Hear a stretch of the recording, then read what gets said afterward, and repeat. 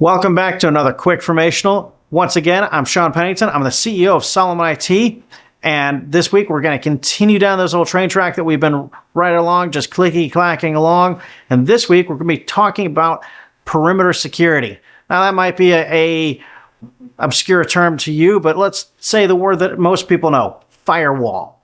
Yes, that is that little box that sits between your network and the rest of the world. And it's really important to have because you want to keep the rest of the world out.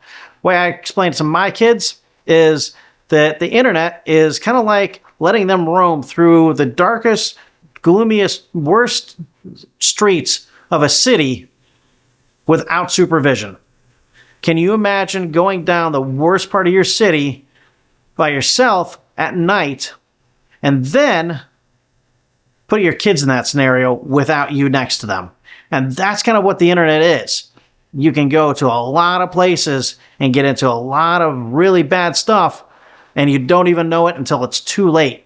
And what's worse is that some of this stuff gets advertised on Google and Bing and other search engines, and before it gets caught by the search engine, your employees have clicked on it, and suddenly you're vulnerable. Firewalls are just one of those ways that helps to keep your employees from getting out to those websites, scanning them, okay? But even more so, it keeps the darkest, gloomiest people from wherever they are in the world from getting direct access into your network and onto your systems in order to gain access to your data, encrypting it and holding it hostage or ransom, or simply grabbing it and putting it onto their server and then selling it to the highest bidder. And in the worst case scenarios, doing both. And so perimeter security, firewalls are absolutely critical. But here's the thing that MSPs do. We set them up. And if we're doing it well, we're doing it right. An MSP is going to set it up so that it's rock solid and is blocking your staff from getting out to places that they don't need to be able to get out to, okay? And is blocking people from getting in to your systems. And this is really critical because if it's not set up properly, it's a really expensive paperweight.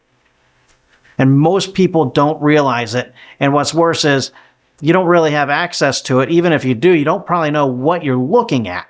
And so you're trusting your MSP to be putting together the proper securities on that firewall and the proper security subscriptions in order to make sure that you have all the protections necessary for your staff to be able to do their job and do it effectively without getting trapped into somewhere that they shouldn't have gotten trapped into, or somebody from outside getting access to your network.